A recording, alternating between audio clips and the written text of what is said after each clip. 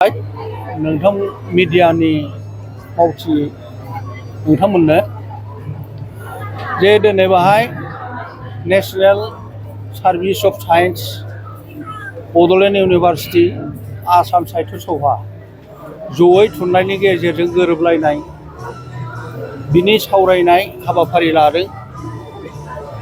जे हाबाफारि बियो बरायथाव आरो बाख्नायथाव। आं मोजां मोनदों। जोंहाबो माखासे बुंनांगौ बाथ्रा दंखाय बाथ्राया जादों थुनलाइनि गेजेरजों जोंनि गेजेराव माने गोरोबलायनाय बे बाथ्रा बियो जोबोर गोथौ।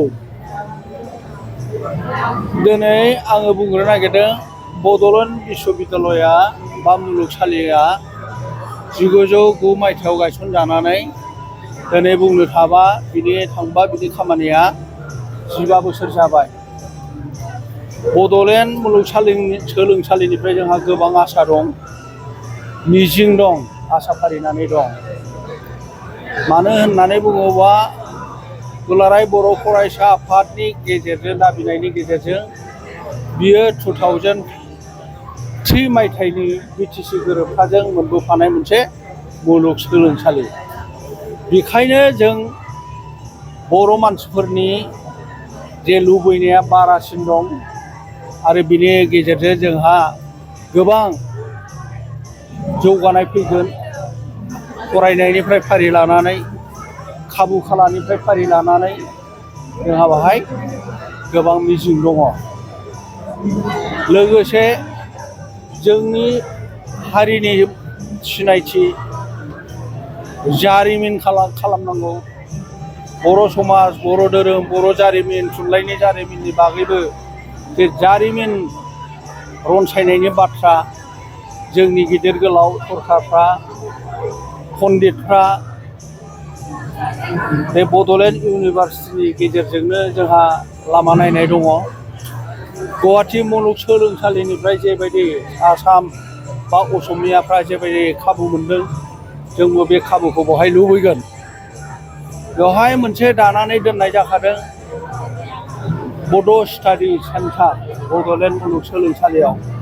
बिनि गेजेरजोंनो जोंनि राव थुनलाइ जौगानायनि, जोंनि जारिमिन जौगानायनि, हारिनि, जोंनि समाजनि जौगानायनि, धोरोमनि जौगानायनि बे फान्डुलिपिफ्रा बिनि गेजेरजों रनसाय जानांगौ आरो जोंनि इयुन जोलैफोरनो जोङो होलांनो हानाय बायदि राहाखौ होनानै थांनांगौ। जे थुनलाइनि गेजेरजों जोङो गोरोबलायनाय। आसामाव गोबां हारि माहारि दङ, सोरबा जौगानाय, सोरबा दाबो जौगायाखै। बेबायदिनो अनजिमा लानानै गोबां हारिहा गोबां अनजिमा दङ।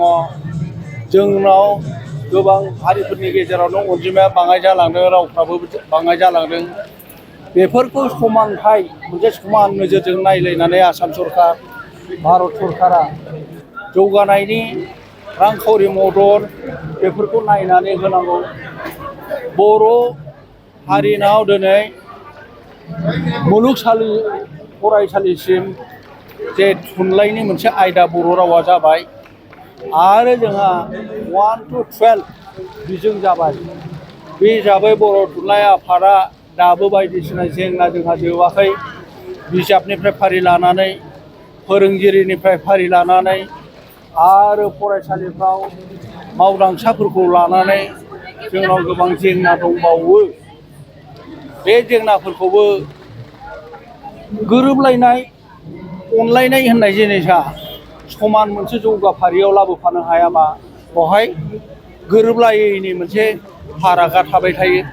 बेखायनो आङो आसाम साहित्य सभाया जोंनि बिदा गेदेर हिसाबै बे बिथिङाव जोंजोंबो हेफाजाब होनांगौ आरो जोंनि गोरों गोरा पण्डितफ्राबो हेफाजाब होनांगौ। बे मिजिंखौ आङो खालामदों आरो आंनि जे बिबुंथि बेवहाय आङो बुंदों। बर' थुनलाइ आफादा बेसेबा गोबावनिफ्राय बड'लेण्ड इउनिभार्सिटिखौ गोदबाय थादों। आं बे बाथ्राखौबो बुंबोदों आरो बिनि सायाव बड'लेण्ड मुलुगसोलोंसालिनि सायाव जोंहा गोबां मिजिं दं। जों बयनिबो बे जोंनि बयनिबो मिजिंआ एखे जानांगौ जोङो बेहाय नाजालायनांगौ बेखौनो बुंनानै आङो फोजोबबाय गोजोन्थों।